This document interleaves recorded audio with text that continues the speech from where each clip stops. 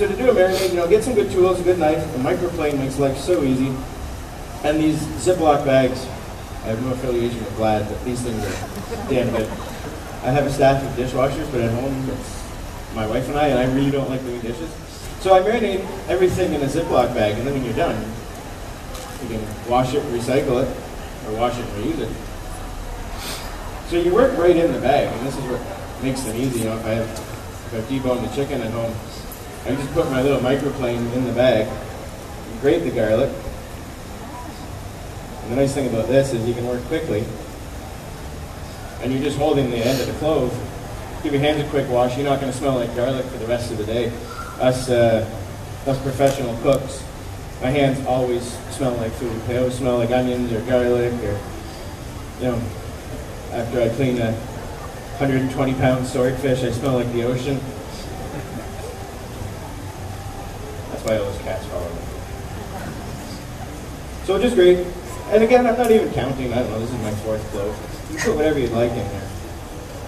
So we'll do some garlic. Lemon zest is always a nice bright flavor to add to meat or chicken or fish. So we just want the zest of it.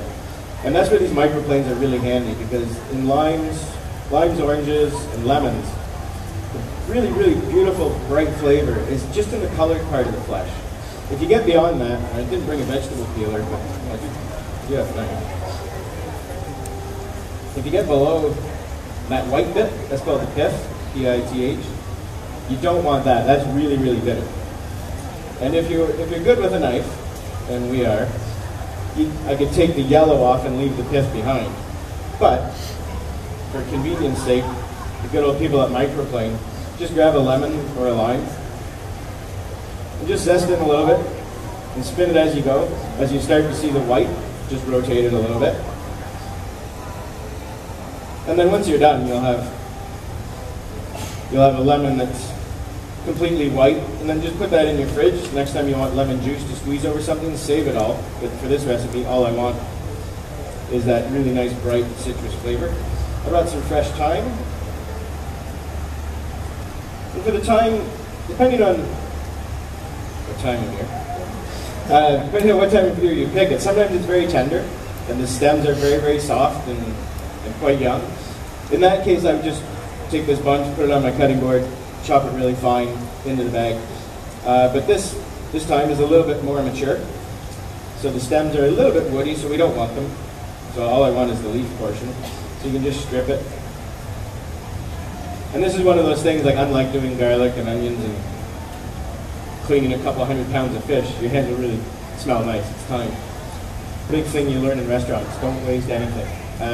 These stocks are still full of flavor.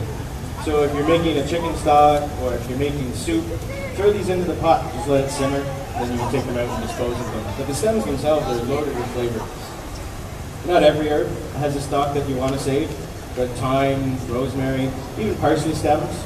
When we're making chicken stock in the restaurant and we pick all the parsley to chop for our cooking, the stems will go into the pot. These stems will go into the pot. Cilantro, or fresh coriander or cilantro, the stems of that are actually beautiful. So if I'm doing a recipe, if I'm doing sort of a Mexican-themed meal at home where I'm making salsa, just wash the cilantro. It's always inherently sandy. It grows well in sandy soil. Wash it really well, and then I just take the whole bunch of it, just kind of roll it up into a little log and chop it very finely. And the stems of cilantro are actually packed with flavor and very tender. And you'll get more than twice the usage out of your bunch of cilantro that you bought. So just give this a little chop. Into the bag. And this is where this is where it gets really easy, because if you plan ahead. A little bit of cracked pepper. Just a little pinch of salt, and I'll leave that to your discretion. And we have great debates at the restaurant about all kinds of food things. Do we salt the head? Do we not? How long should you rest the steak? We'll get to that when we cook one. I got some mustard. This is just smooth Dijon. A little Grey Poupon that we found in Ottawa. And a little bit of olive oil. I like olive oil. Olive oil, is a great oil, but you have to use it wisely. Making vinaigrettes and marinades with 100% olive oil, it can take over and you'll get nothing but olive oil flavor, which is fine if that's what you want. If you don't like as much olive oil, use a splash of olive and a little bit of canola. Canola oil is a great oil. High smoke point, it's less likely to flare up in the pan, and it's a very neutral flavor. But if you want the olive oil flavor, and I brought some olive oil down from our neighbors. Everybody thinks olive oil is Italian or Greek, maybe Spanish.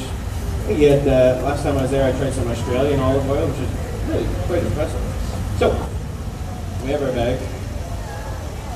Pardon, I have to apologize if you hear any sniffling. I forgot to take my antihistamine this morning.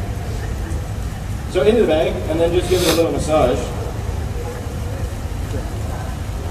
And you can, I've given half chickens in the bag like this to the kids, and they run around and shake the juices out of it. They haven't broken one yet, that would be bad. And then just pop that in your fridge and give that, I left some air in so I had some space to massage it. Let the air out so it doesn't waste the space in the fridge. Pop it in the fridge and then off you go to work, and we can come back to that later.